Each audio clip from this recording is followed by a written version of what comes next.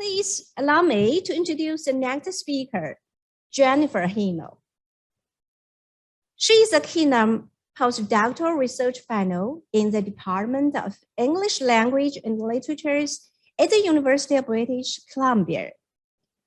As a cognitive linguist, her research applies corpus linguistic text, multimedia, motion capture, and experimental methods to the investigation of language, especially the co-expression of grammatical and conceptual notions in co-speech gesture, the role of gesture in discourse process.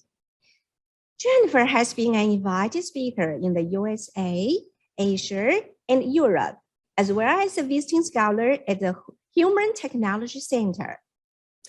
She holds an MA in linguistics from Simon Fraser University and a PhD in linguistics from the University of Alberta, where she was awarded the 2020 Governor General's Gold Medal for her research. She's a frequent reviewer and member of the International Collaborative Multimodality Lab Rotterdam, and the Emerging Scholars Representative of the International Cognitive Linguistics Association. Today, she'll give us the topic. So anyways, quantifying the body in interactional data. Now let's welcome. Thank you very much. I'll just share my screen.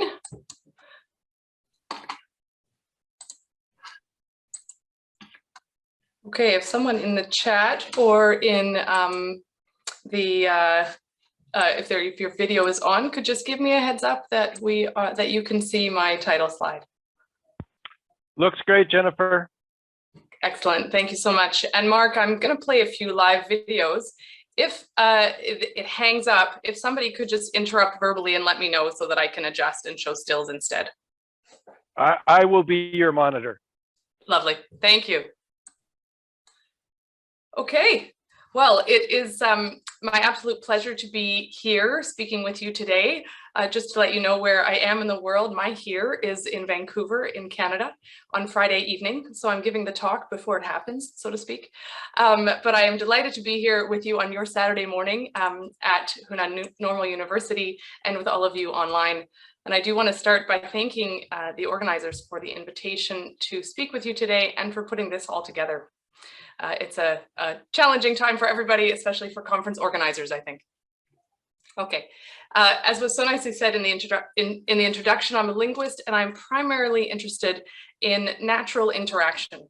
So I want to look at how people really use language to do all of the things that we do with language. Mark has just given us a beautiful tour de force on how meaning emerges from blending frames.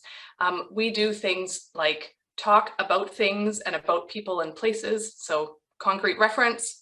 We make requests, we express our feelings and opinions, we manage interactional pressures. And at the most basic level, these things happen in language that is in face-to-face conversation. I really see that, many others do as well, as see face-to-face conversation as really the kind of primary locus of language use.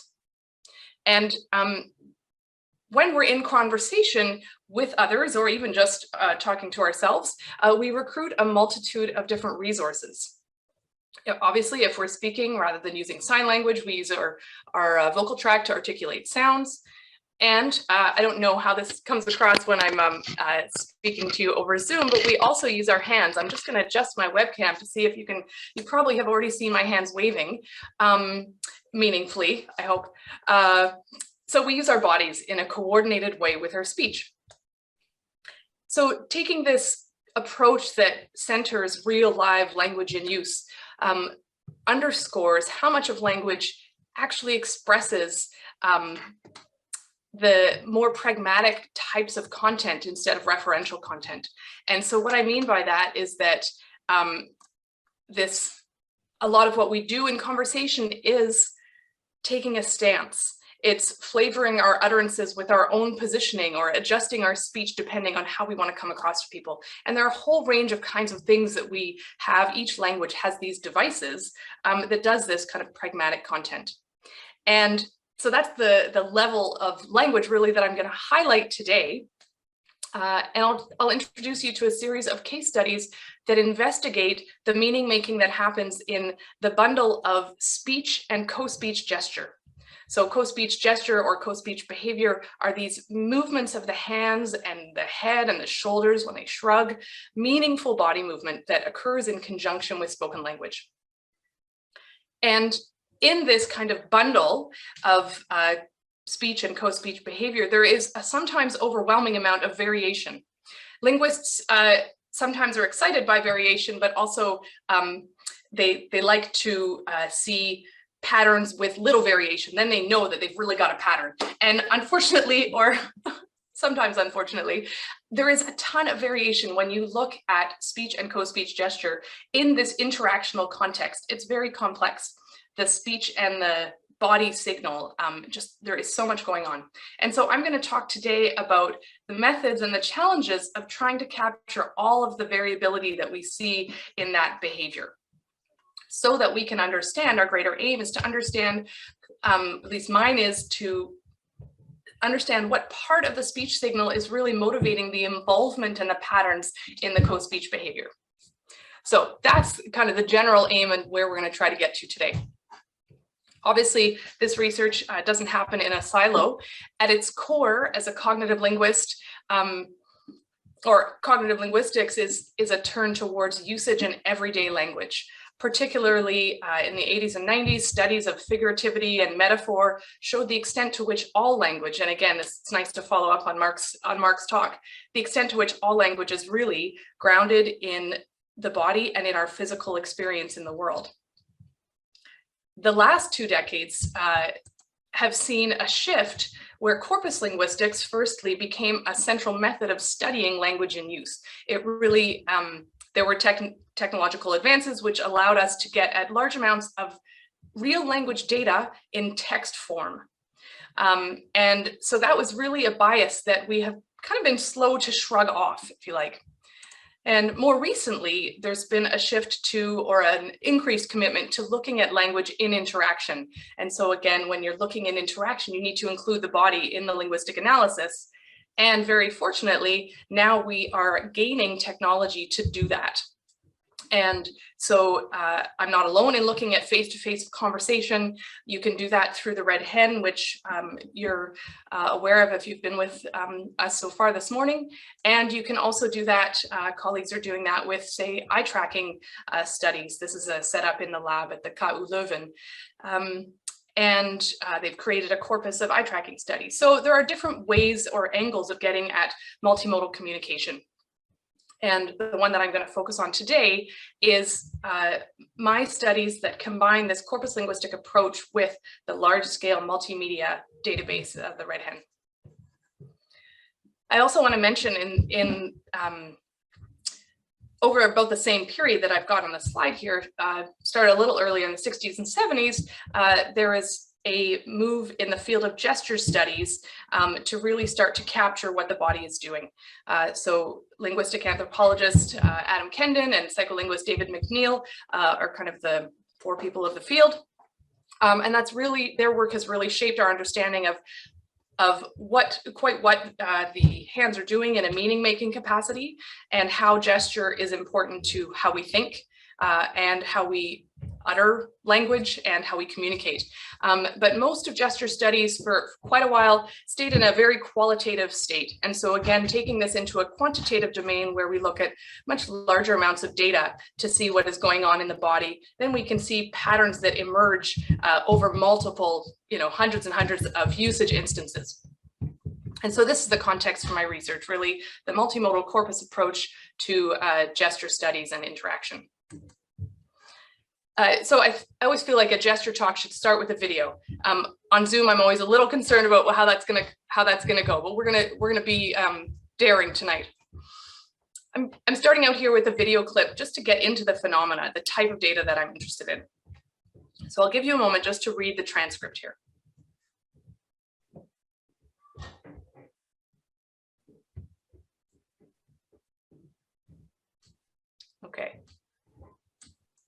Wow, should I be flattered? Should I be outraged? Should I be insulted? Should I do it? Should I not do it? Well, if I did it, what would it look like? You know, and I mean, these are new kinds of things for anybody to have to think about. So I hope that played with sound. I'll assume it did, unless anyone interrupts me. And as you can see here, the speaker, for the speaker, every articulator is in play. Her head is moving, her shoulders are moving, her eyebrows are going, her gaze is shifting, and her hands are moving. And also you can see in the transcript, there is a whole range of linguistic constructions. And specifically, it is a highly pragmatic, highly stanced context, where she is wondering things, she's saying, should I or shouldn't I? So all these kinds of linguistic devices that create this highly stanced context. And I'm going to play it one more time. And there are a whole range of things that we could analyze here, but just look at the synchrony between the speech utterance and the gestures, the whole body movement. Wow, should I be flattered? Should I be outraged? Should I be insulted? Should I do it? Should I not do it? Well, if I did it, what would it look like? You know, and I mean, these are new kinds of things for anybody to have to think about. Okay, so one of the themes in my research is the impact of this kind of stancy, pragmatic content on the gesture enactment, and how that comes out. Do pragmatic and stance utterances get gestured, or if not, is more of the action in the upper body, so to speak, and what's the interplay there? And so today, like I said, we're going to talk about all of that type of variation that you just saw. The way that I get into my studies is to start with a fairly fixed expression. I'm currently working in English, so all the data that I'll show you today are in English from the Red Hen corpus. And I have a study that we'll get into on discourse connectives. So these are fixed chunks, like in English, but anyways, that speakers use to navigate through a discourse.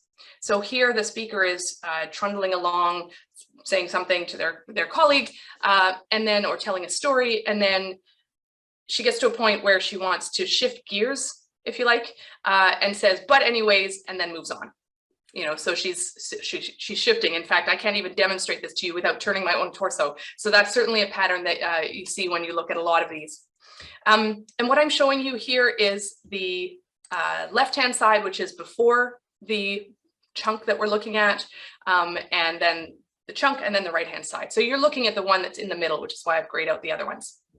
And in my research, this is the kind of slice I'm looking at. I'm looking at what happens in the body in the transition between a previous statement, and then I'm looking at a fixed expression, and then the speaker goes on. And so that's always the slice that I'm getting at. So broadly speaking, this is how I articulate my research program to you. I'm exploring the constrained variation, and I'll credit the term to my doctoral supervisor, Sally Rice, the constrained variation in the body. So what content in the speech utterance is motivating particular forms in the co-speech utterance? And this helps me to identify what meaning-making mechanisms are at play for a wide range of multimodal constructions from grammar to discourse level. Now, from a methods perspective, I drill down into what the meaningful variables are, and this is mostly where we'll go today, the meaningful variables that we need to capture in order to adequately account for the co-speech behavior in a specific domain. And so for that, we need these corpus methods with multimodal data that I've talked about. And really the final aim is to develop an improved theory and also techniques of language analysis that's really based on what we see when we examine multimodal language in use. So I'll focus today on research that I've done using the Red Hen archive, but I also want to mention that mixed methods are a critical part of any analysis, and that each of the studies that I've done that is a corpus study has led into studies with other colleagues using alternate converging methods. So for example, the corpus studies that I'll tell you about today on contrast marking became a launch pad into experimental work that I've done that look at how people perceive contrastive statements. That's an angle that we can't get at when we're looking at the broadcast data that I'll talk about today. And so you can do experimental behavioral studies, and also some of the corpus work has launched some motion capture experiments that have really confirmed the findings from the corpus research. And so I just wanted to shout out to some colleagues that I work with closely before I get into Red Hen. So my primary data source is the Red Hen for all of my corpus studies. I do use the corpus of contemporary American English as well, because it is a completely tagged corpus setup. But when I'm looking at multimodal data, I always use the Red Hen, which is a massive archive of broadcast television programs, multilingual. There's over 15 languages, and if you're a month out of date, you need to update this, with hours and hours and hours of programming, 5 billion words of time-aligned closed caption text. And really, that's the key for my research, is that you can search the closed caption text that comes in with every TV program. And so this is how I use it. You can do a lot more with it. You'll hear a lot more over the next couple of days. But this is how I use it primarily, is to search for, and this is the search interface I'm showing you here, to search for specific expressions or lexical string, and then to have delivered thousands and thousands of hits of videos with exactly that string in it that I can then view and annotate and analyze. And so this is a screenshot for a search that I did for what can I say. I was comparing what can I say to what can I do. Again, those fixed bundles. And you can click on this and it jumps into that video at just the right spot. Now I keep talking about idiomatic or fixed expressions for search strings as a starting point, but really more accurately, my starting point is a specific domain to which those idiomatic or fixed expressions belong. So for example, in one larger set of studies, I looked at expressions that mark contrast. So expressions that English speakers recruit to contrast and compare two things in a discourse. We do this in a lot of different ways. For example, we can use the completely fixed expression on the one hand, on the other hand. So on the one hand, blah, blah, blah. On the other hand, and then you can hear the intonational shift, and then they finish their statement. But there's actually a large set of utterances that do that type of work. And those include, antonyms, just antonym pairs, better than, worse than, expressions like that. So I have a whole series of studies based on contrast.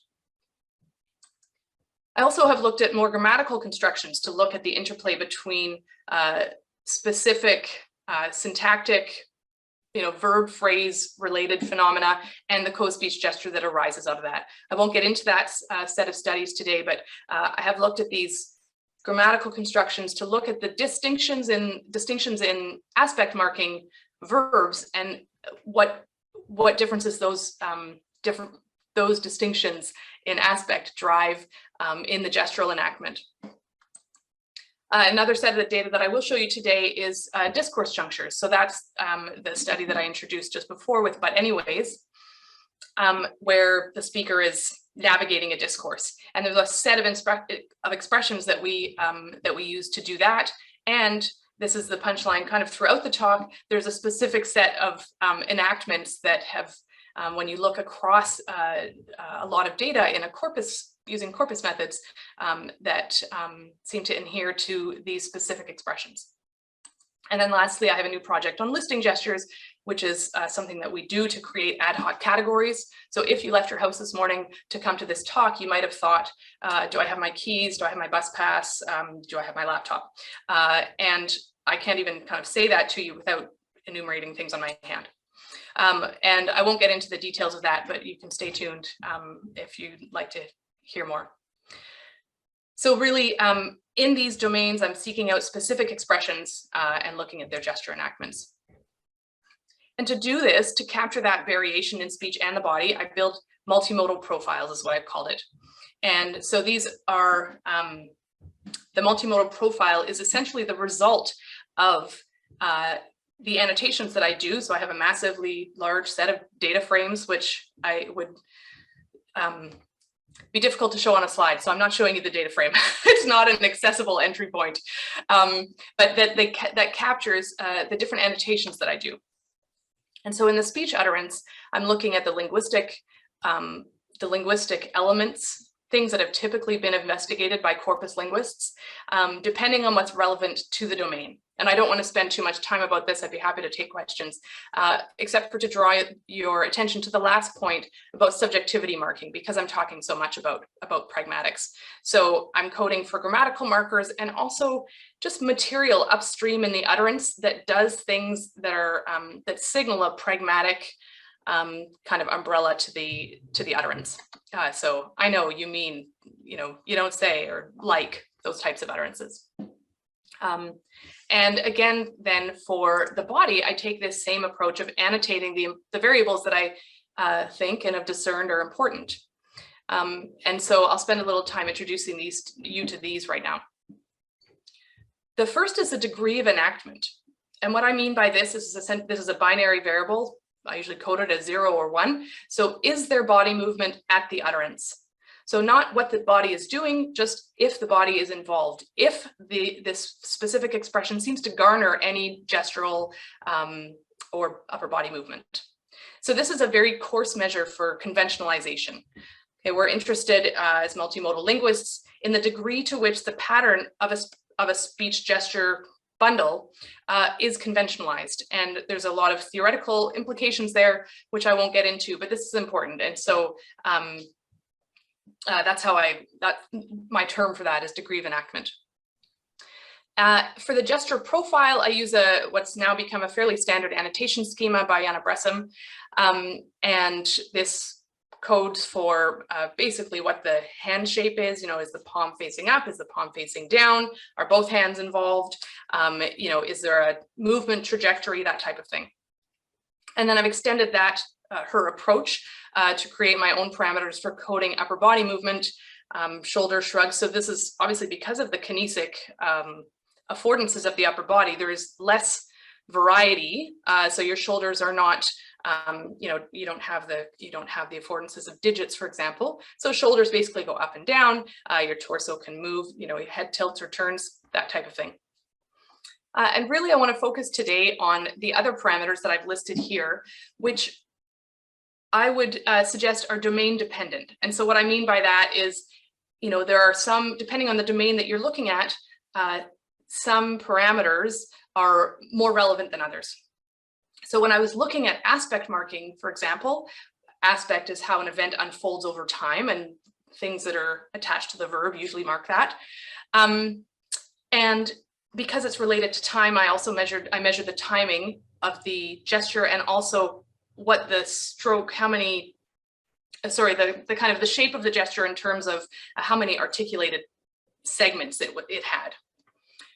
That's not too relevant for contrast. If you look at how people mark contrast in their speech, they tend not to have movement trajectories at all.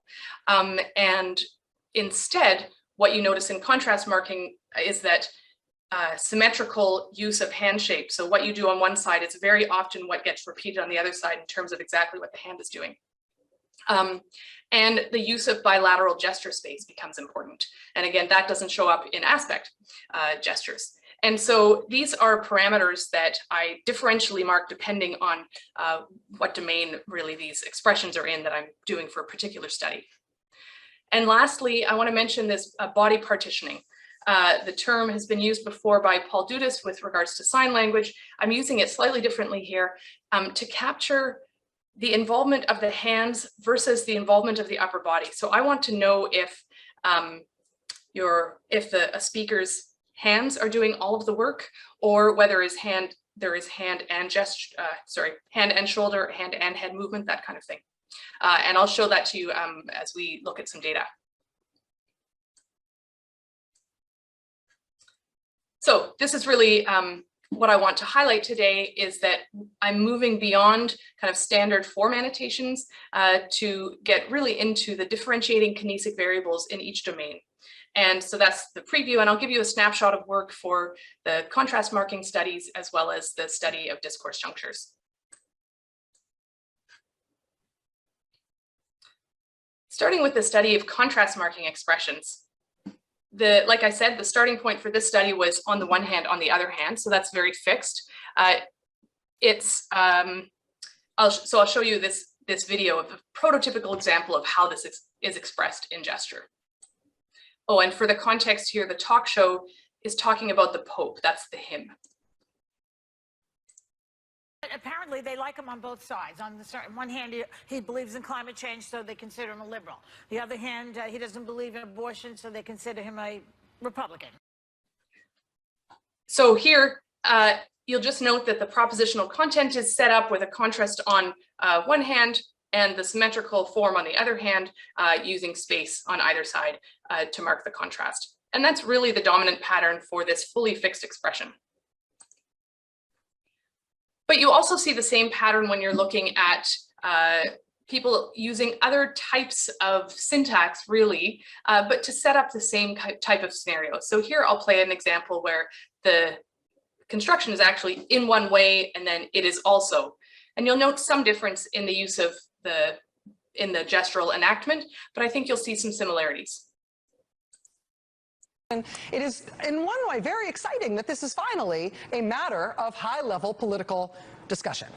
It is also, at the same time, very disconcerting to see the Republican Party, and to a great extent. Okay, so she's using the same type of, she's using space in the same type of way. She has a different hand form, slightly different elements, but essentially you can see here that that symmetrical hand form and the use of bilateral space is consistent.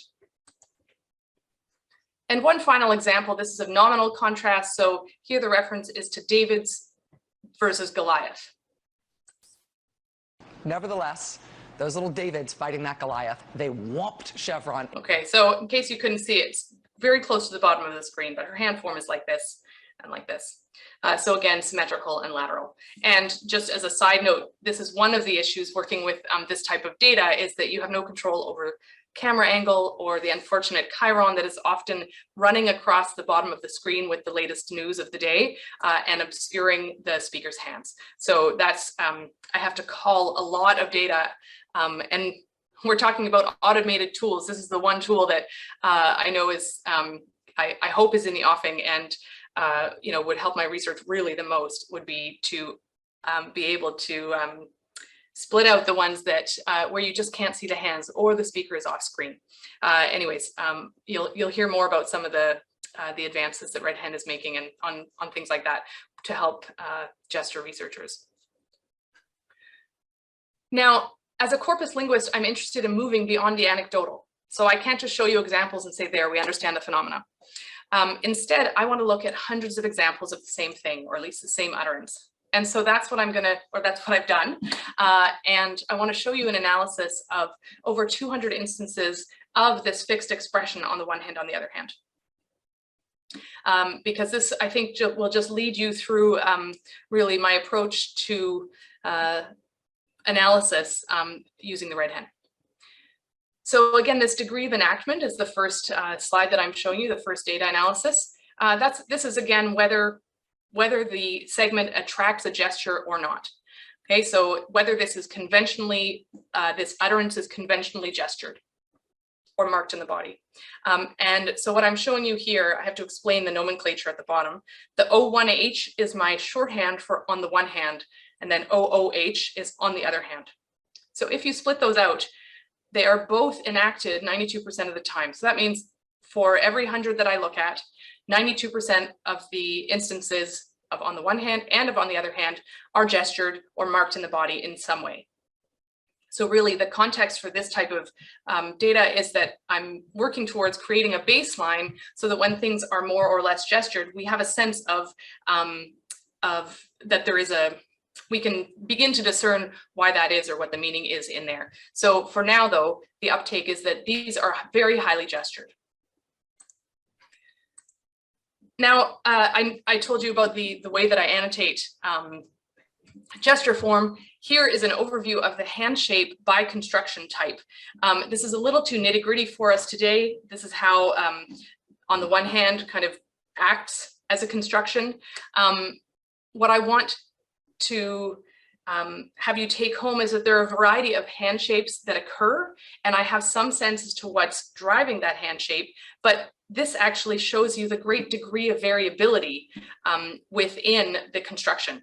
And so there is not overwhelmingly just one form that is used.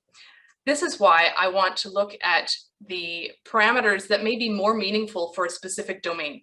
And so if we go to body partitioning, so again, this is the division between the amount of work that is done in gesture and the hand gesture and how much the upper body is recruited. So that's shoulders, I annotated shoulders, eyebrows, and head. And here you see a difference that I think is quite interesting and quite meaningful. And you can only see if you're annotating beyond the traditional kind of hand form annotations. So the legend here on the left, UB is upper body.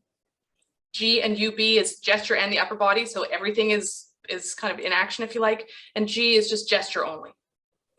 And so at the bottom, you have these expressions. You have the fully fixed expression on the one hand, on the other hand. And then the central column is on the one hand, and then followed by an expression. Speakers do this. They start out with something, and then when you're looking at natural interaction, they don't finish the statement. So they just, finish it off with a different type of expression, or just move entirely and don't have the second part of their contrast. Alternately, people can start a discourse with no contrast marker and then launch in with, on the other hand, and that's really just creating a contrast with everything in the preceding discourse. And so the interesting part here to me is that if a speaker starts off with on the one hand, so that's the two left-hand columns, they are most likely to be using just their hands. That's the green 76% and 78% respectively. However, if a speaker doesn't start off with on the one hand, they just launch into the discourse, they haven't marked contrast yet, and then they want to create that big contrast with everything they've just said. This is the right-hand column where they just use on the other hand. You'll note that most of the instances are marked by gesture and the upper body. Okay, so everything is at play. And I've mentioned to you before that what's really interesting to me is whether this kind of pragmatic content drives a difference in the bodily enactment. And I think that's what we're seeing here, is that the work that, on the other hand, has to do to create this much greater contrast essentially recruits the rest of the upper body.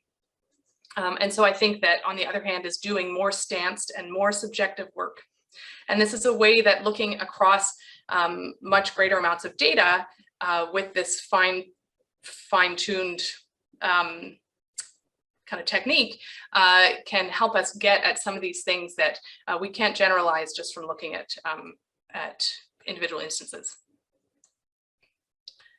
And finally, with regards to the study on contrast, this slide basically has the same three types of constructions across the x-axis and is essentially showing that when people use that very fixed grammatical syntax of on the one hand, on the other hand, their gesture is also very fixed. Over 80% are symmetrical, so same palm, same hand shape on both sides, and a lateral use of space.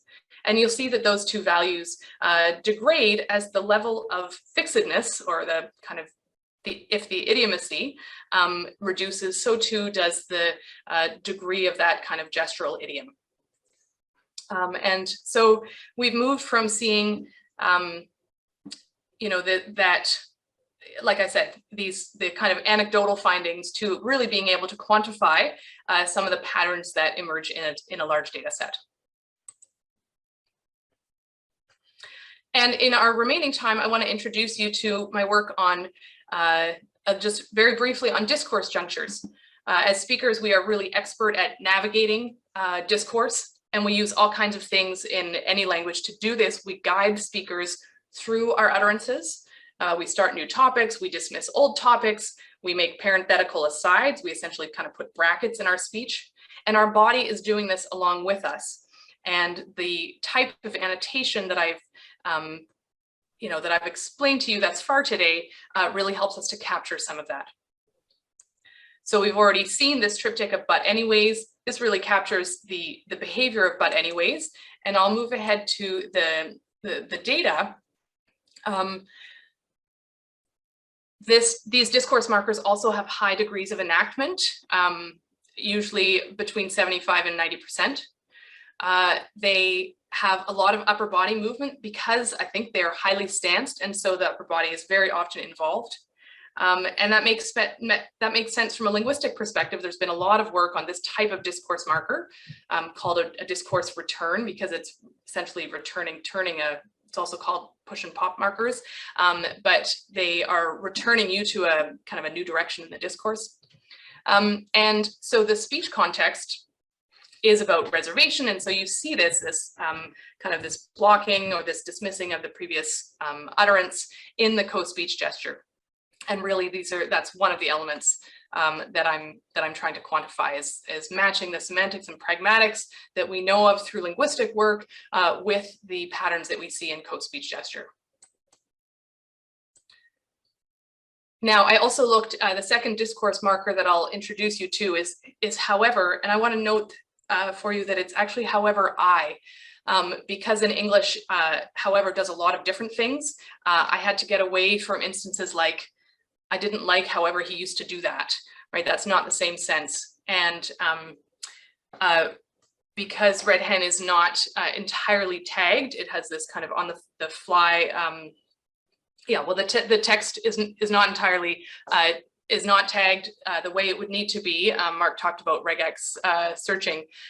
So here I forced the search by searching for however I to get that specific reading that makes it a discourse marker. That also forced, though, a very subjective reading because it's first person. So I just wanted to make that clear that it's a discourse pivot plus the first person. That's what we're seeing. And again, it was exceptionally highly enacted. Actually, this was a much smaller series of case studies, but every instance that I found that was a viable instance, so I could see the hands and the head, etc., was gestured. And very unexpectedly, it was dominated by a pointing gesture or a very specific hand form like a purse shape like this. And all of them featured upper body movement. So this is really an outlier. And to me, this is an exciting finding because if you look at, say, the Longman English Grammar, which is, this encyclopedic volume of what, utterances like this do in English, you'll find that many of these are listed as synonyms. And when you look at the, I'll move on to my next slide. When you look at different types of utterances in this domain, you find that seemingly synonymous discourse expressions have individualized profiles. And I won't get into the rest of them today for the sake of time, but like I said, I've shown you some of the pattern for but anyways. I also looked at so anyways, which is an interesting comparison with different pragmatic force there. And then however I, with this much more highly subjective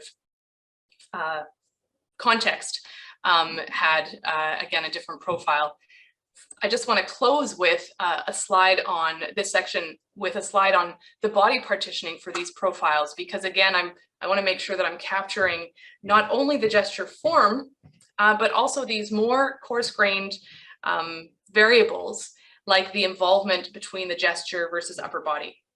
And if you'll just look at the column with however, so second from the left, you'll note that here it's very clear that there is something different going on with however than there is with all of the other three. So just to say that they each have their own partitioning profile. Obviously, we're doing a lot of data compression to look at it like this, but the take home here is that what's going on is not just gesture. The other articulators are playing a role in conventional ways. And so if our goal is to understand multimodal language, we need to be able to capture kind of the concert, if you think about it as a musical concerto, all of these things are doing important work in tandem with each other. And we need to broaden our understanding and our analyses to anticipate that type of variability. And a careful coding of large number of instances and including the type of the range of factors that I've talked about today can really demonstrate which parameters are meaningful in different domains of use.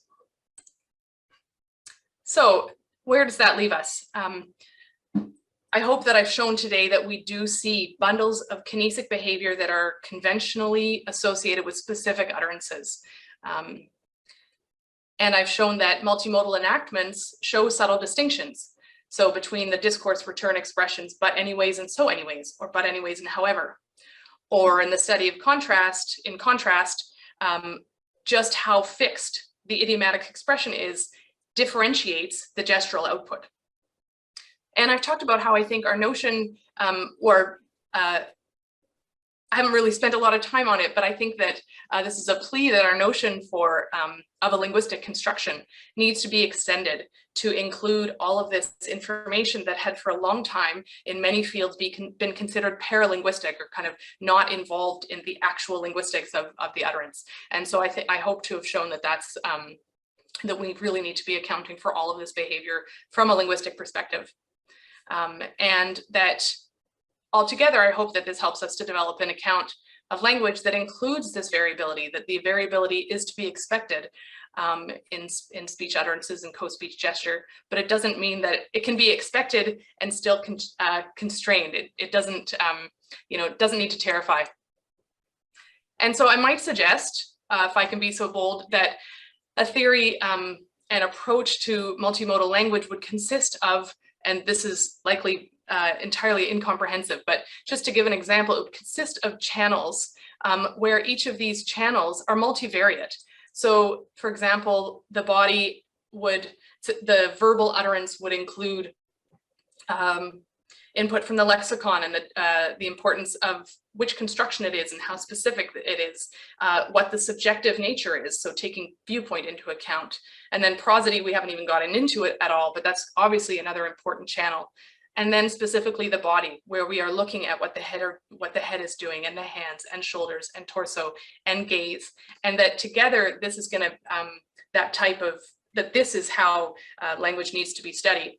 A lot of variation, like I said, is kind of seen to be a problem because it might be a sign of a lack of a construction or lack of conventionalized pattern. And in my work, I'm aiming to show that I certainly don't see it that way, and I hope that after today and after a brief introduction to some tools that we can use to start teasing these things apart, I hope you don't see it that way either. Thank you so much for your attention, and thanks to my funders and to Red Hen. Thank you for your speech, Jennifer. 5 minutes left for both question and answer.